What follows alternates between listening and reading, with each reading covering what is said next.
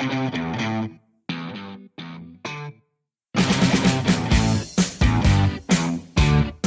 to the Hollywood in Toto podcast, the right take on entertainment. The HiT cast offers a weekly look at Hollywood from a conservative point of view. Sick of media bias infecting Hollywood headlines? Tired of stars insulting your views? HiT has your back. Now, here's your host, Christian Toto.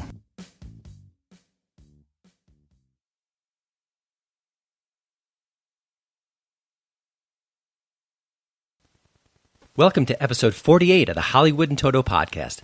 This week we're speaking with Jackie Martling, the veteran comic who helped make The Howard Stern Show radio's funniest, most revolutionary program.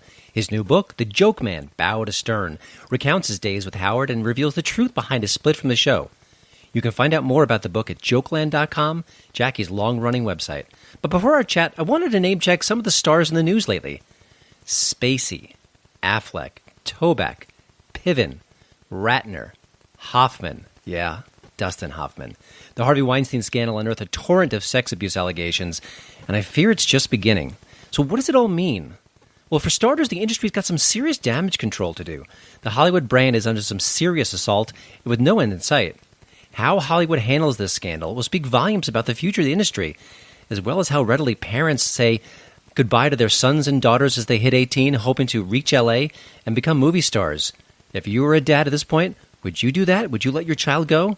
Especially if they were a beautiful young woman hoping to get a fame and fortune in Hollywood? Boy, I'd have second thoughts myself. Of course, the news cap's a terrible year for Hollywood. Now, the box office is way, way down, and there's lots of different stresses and strains on the movie-going public. You talk about streaming, YouTube, social media. There's a million reasons why we can skip the theaters and just stay home and be entertained, but that's just part of the bigger problem with Hollywood these days. At HollywoodandToto.com, I recently recalled some of the reasons why Hollywood's in trouble and gave 7 specific tips where the Hollywood industry can kind of help bounce back from this awful, terrible year. Will they listen? I don't know. I don't think so, but I'm doing my fair share, just making some suggestions which I think would help out. I wanted to mention 2 specific examples I listed in that story because I think they're important. First of all, let the Oscars be the Oscars. Now, we're still a few weeks away from the Oscar ceremony. It comes early March, and that's a long time. You know, who knows what's going to happen between now and then? Maybe the scandal will die down. Maybe it's going to keep growing stronger and stronger as the months go on. But the one thing I know is, please, please, please make the Oscars about Hollywood again. Don't make it about soapbox speeches. Don't make it about Trump and naming names as far as the GOP is concerned. Don't make it one-sided politically. Just entertain us. Salute the greatness that is Hollywood. Talk about the best films of the year. Bring out the older actors and actresses who have charmed us for decades. Make it about the spectacle and the greatness of the industry, not about casting stones and attacking different politicians. That's not what the evening should be about. It's about celebrating Hollywood and also putting out a 3-hour advertisement for the industry. You want to put your best face forward, and making it hyper-political is not going to do that. We need a break from the partisanship that's part of these award shows that happens again and again and again. The Oscars is a great place to start. Will it happen? Boy, I don't think so. Jimmy Kimmel's going to be the host once more. He's become a hyper-partisan figure. I don't think he has it in him, but boy, I think it would be best for the industry if he just kind of tamped down the politics and celebrated the night, made a whole bunch of really funny jokes, and let everyone just enjoy the experience. That's what it should be about. But another piece I mentioned in my column is, let's start cutting some corners. You know, over the years, I've interviewed a whole helping of celebrities and filmmakers and screenwriters who work in independent cinema. That usually means the budgets are way, way low. Nothing like a Star Wars or a James Bond film. It's a much smaller scale. So how do they tell stories? Well, they cut corners. They make sacrifices. They change on the fly. They deal with unexpected situations, and they do it by being clever, by being ingenious, and also just changing things on the fly as they have to do it. It keeps them under budget. So why don't the big budget studios do the same thing, or at least something similar? Now, you can't make a Star Wars movie and make it under $50 million. It's just not possible. The audience expects that razzle-dazzle. But for a lot of other films, make them leaner and meaner. And that's going to do two things. One, it's going to prevent studios from getting those massive flops where their bottom line is just absolutely savaged by one single movie. But more importantly, if less and less is on the line, economically speaking, then the studios can take more chances.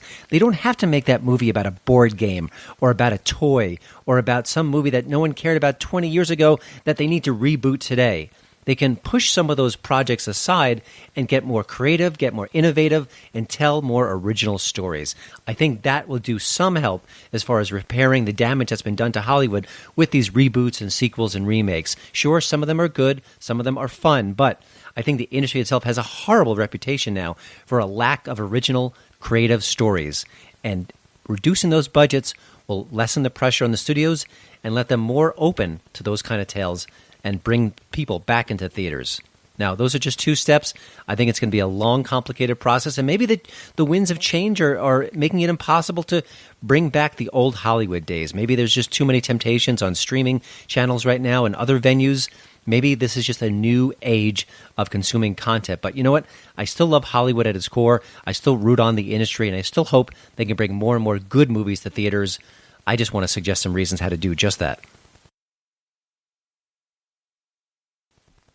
Franklin Graham calls it a must-see. Don't you dare tell me about the love and the compassion of your so-called God. Mike Huckabee calls it a giant step forward for the faith-based genre. Do you believe that God hears? God always answers prayers. Jerry Falwell Jr. says Let There Be Light offers forgiveness and hope when it's needed most. Kevin Sorbo and Sean Hannity present the most anticipated Christian movie of the year, Let There Be Light. Rated PG-13. May be inappropriate for children under 13. Now playing. Find a theater at LetThereBeLightMovie.com. My hit tip of the week is Kidnap. The Halle Berry thriller made a modest $30 million at the box office earlier this year. Not a big hit for sure, but not a disaster, but certainly not the kind of film that's going to make big waves at the cinema. But it's perfect for home video watching. Trust me. Berry plays a single mom whose adorable little kid is kidnapped right in front of her practically. Now the chase is on. She's going to run down the bad guys, try to get her kid back, but of course it's not going to be so easy. But this is one protective mama, and she will stop at nothing to get her son back. This is lean and mean storytelling at its best. Of course, you're going to have a few eye-roll moments. Absolutely. The ending is a little bit absurd as well. But you know what? You've got an Oscar winner front and center. She's excellent here. And I think when you have that kind of a presence in a movie like this, it adds just enough gravitas to make it worthwhile. This is fun watching, and I really was not expecting to have so much enjoyment from the movie when I saw it in theaters, but I did. Kidnap is available now on Blu-ray, DVD, and digital on demand. You are listening to my husband's podcast. He respects women and potted plants. And now let's get to my chat with Jackie the Joke Man Martling. I have to say I am super excited about this one. I grew up on the Howard Stern Show back in New York, which meant I heard Jackie's laugh again and again. It's a great laugh, and he's a very funny guy. He made the Stern Show better, funnier, and more outrageous for a long period of time. And of course, Stern fans mourned when he left the show. He was replaced by Artie Lang, and kind of a new chapter was born. But boy, those Jackie years, unforgettable. Now, what happened? What really made him leave the show? Was he conflicted about it? You find out all the real reasons behind the split, and much more that you're not going to expect with his new book, The Joke Man, Bow to Stern. The autobiography is heartfelt and funny. It's got plenty of really good behind-the-scenes stories and kind of fills out some of the details that you just didn't know all of when you were listening all those years like I was. You can get the book at Amazon.com, of course, or you can visit Jackie's website, jokeland.com, and of course find out all more information about Jackie, what he's up to, his different stand-up schedules, and also how you can sign up for his Twitter feed, which spits out a funny joke every day. Here's my interview with the great Jackie the Joke Man Martling. All right, well, Jackie, thanks for joining the show. I've been, like I said, I've listened to the Stern Show so much when I was a kid. I wanted to find out, the timing of the book is interesting because you've obviously had all these great stories and you've been collecting them, and you're sort of a repository for jokes and all the things you've done in show business. What was the reason for doing the book now as opposed to maybe 5 or 10 years ago? Because I think you could have done something pretty similar then. Why did this feel like the right time for you? Well, to tell you the truth, I hit so many dead ends. I hit a lot of snags. You know, I had a deal. Well, when I first got off the show, it just did not feel like, it was not something I wanted to do. I didn't want to, a lot of people said you should jump right back in and do a book right away and, and keep your name out there. And I just, I had bailed from the whole thing for a little while. So I was just chilling. And then I had collected all my stories for decades. And then I went about trying to get a book deal, and it isn't as easy as it sounds. Oh, and yeah. I had a couple of people working with me that thought we had a home run, and then we didn't get anything. And then finally, like last year, a guy circled back around and said, "What's the story with your book?" I said, "Well, nobody wanted it." And he said, "Well, I can certainly get you going." So he got me going, and yes, it's the longer you wait, it's a miracle. People still remember. You wouldn't believe. I walk down the streets of Manhattan and people come up and say, "Oh man, miss you on the show, miss you on the show." I'm like, man, that was 16 years ago. It's kind of flattering. You know what I mean? Oh, you made an impact. That's for sure. Yeah, and it's fun. So and the response to the book has been crazy, over the top. I mean, I can't tell you how flattered and thrilled. I had a party at the Friars Club the other night, and, I felt like they were making me chief. It was really nice. I think what people may be surprised by the book is, there's a lot of Hollywood mudslinging in the world, and that's sort of what we do today. Your book is not that. There's no real swipes against people, maybe some marginal at best, but I was kind of curious, have you always been kind of at peace with your time on the show? And I have always been at peace with everything. People laugh at me because I tell them I'm a hippie. I'm a gentle guy from the 60s. Mm-hmm. And, I don't care about money and all that crap. And they say, well, how could you leave the show over money? And it wasn't money. It was more about respect. Mm-hmm. I really thought that, we should have been sharing more. But I've never had any animosity or craziness. You wouldn't believe some of the reviews people have given me that, like, Jackie touted this as a tell-all book and a really explosive autobiography, and it's not that at all. I have never, ever claimed that I was going to write a tell-all or could write. I had no intention of it. And there isn't any heavy gossip. Like everything that happened on the Stern Show was there. Everybody knows. All you're doing is you're hearing my version of it and my point of view. Mm-hmm. But people are like, oh, Jackie bait and switched us. He made us think that this is going to be something that Howard would, And I don't know where they got that from or whether they just assumed it. Somebody wrote, we've waited 20 years for a tell-all biography, and this is the crap we get. And I'm like, yeah, a great book with fun stories to make everybody happy. 99% of the people love the book, Yeah, I think there's a lot of humanity in the book. It's one of the things I enjoyed the most about it. It felt real, it felt raw, it felt honest. And what I want to focus on specifically was how conflicted you were about leaving the show. You loved it, and that's never been more clear. But it was killing you in a sense. I think it's a great it really captures what it means to be sacrificing for our art. I mean, I know you're a joke teller, and that's not fine art, but it's art all the same. Was that the toughest part to write for the book? Was it sort of getting that right and kind of making it as honest as possible? You know what it is? I didn't get it right at all because there is no right and wrong. All I could do was lay out for everybody the facts, the figures, what was going on in my mind, and basically hand it to the reader and go, here's the facts. What would you have done? Mm-hmm. I was rich and famous and miserable, and I knew I had to break the log jam, and I didn't know how. It's like I had to break the egg to make an omelet.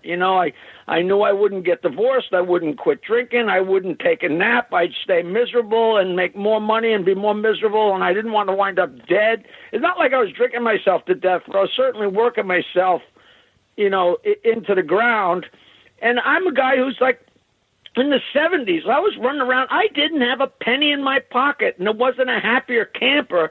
People are like, what the hell's wrong with you? And I'm telling my jokes to people and drinking and laughing and smoking pot and getting laid, and I couldn't have been happier. And then all of a sudden, here it is 20 years later, and I got millions of dollars, and I'm a miserable prick and it's not because I'm miserable. It's because I'm so tired all the time. I don't know if you've ever been sleep deprived, but there is just, you can only look at the the millions of dollars in your bank book once, and then you walk away, and it just doesn't do any magic. That doesn't put sleep in your head. Yeah. As silly and elementary as that sounds, that is really the crux of the whole thing, and people can't believe it. But well, I think everyone has their own. I just say that's the story, Eddie. Yeah. I think a lot of people have their own sort of biological clock. Some people are night people, some people are morning people, and you just talked about how you just like to stay up later at night, and that was just part of your persona. So I totally get that. Well, it's been my whole life. My whole life playing music and drinking and being a rock and roller. Even if you're a bad rock and roller, you're out all night, and then in comedy, you're out all night, and all of a sudden, my life was completely turned upside down.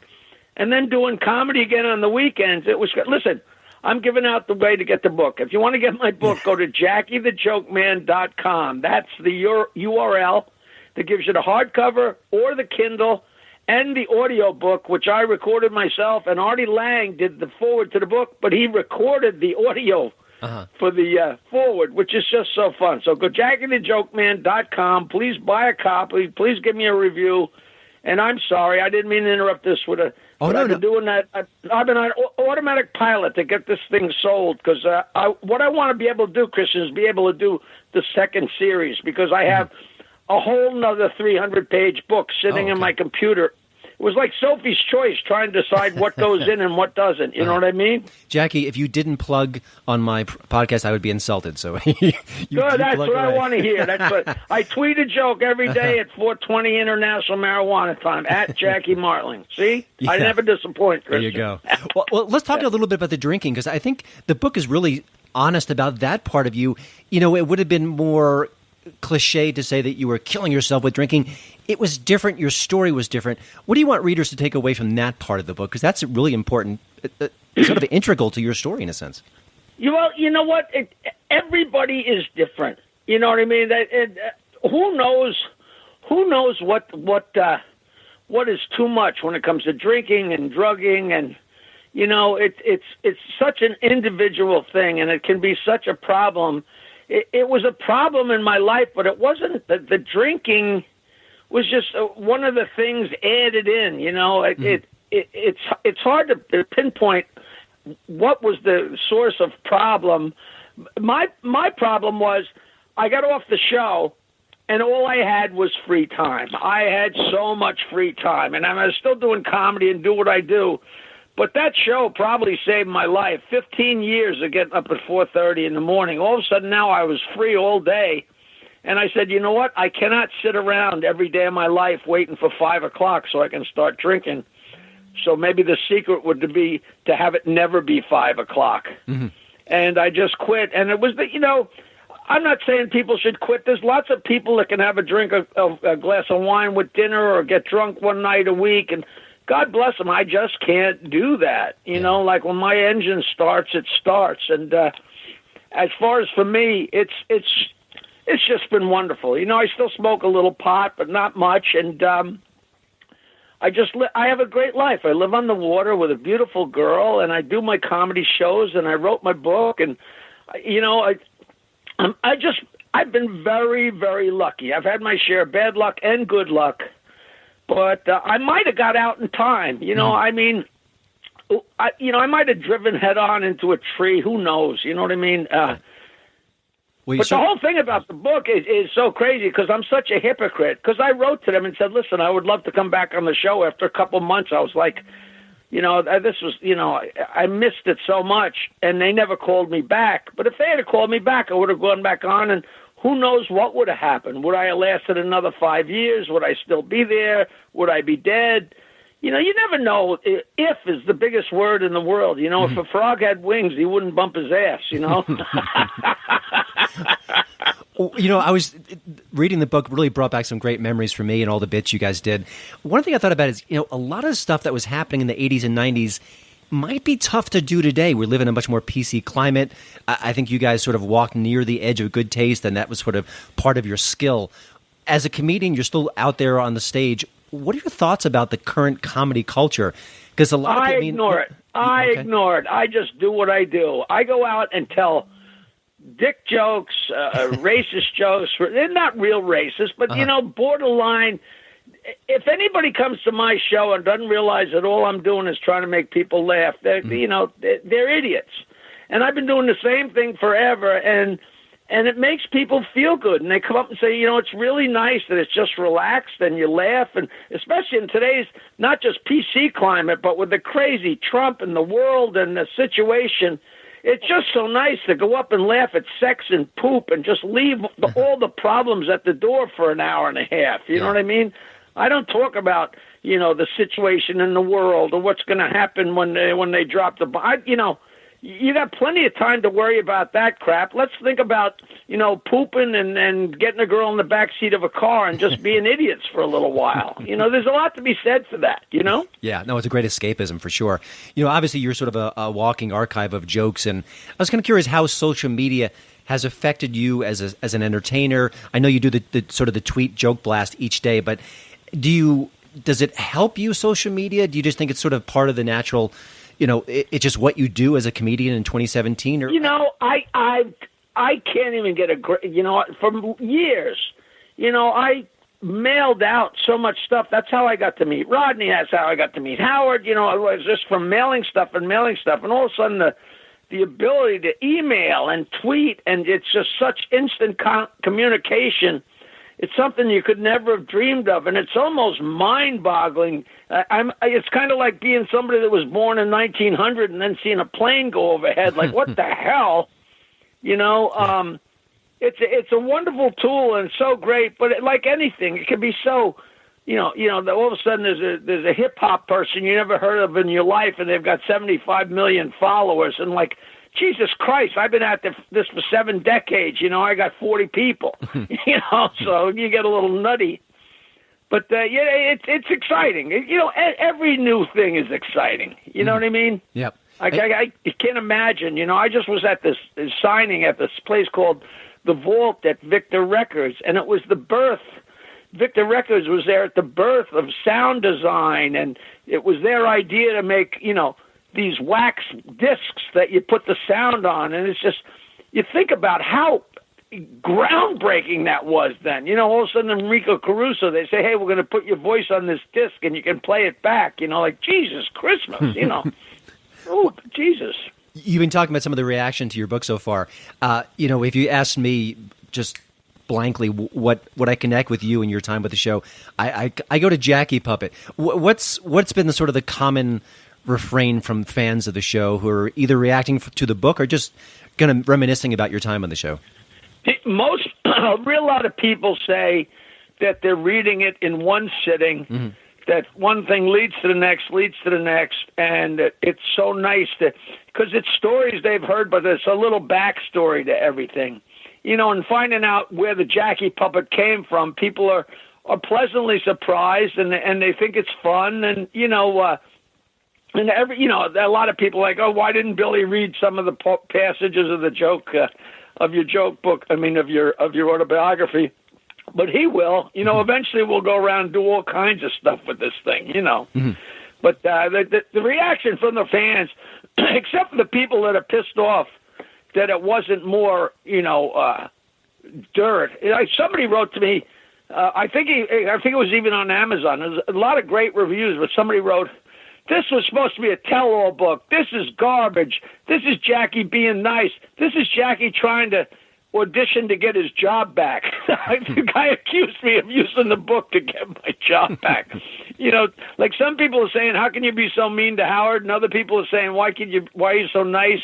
Why isn't there dirt on Fred and Gary and Robbie? It's not their book, and it's not my place. Yeah. I'm not the kind of guy that's got dirt to say. I'll tell you about the funny things that happen with them. But, I'm not going to speculate on anybody's marriage or that's just not me. I don't do that, you know. You're listening to the Hollywood in Toto podcast, the right take on entertainment. I think looking back at your time on the show, the Howard Stern show kind of intersected with pop culture in some crazy ways, the New Year's Eve special and all the different things, the movie. Looking back at sort of how it expanded, was there one particular moment you're particularly proud of? particularly proud. You know, there were definitely epiphanies.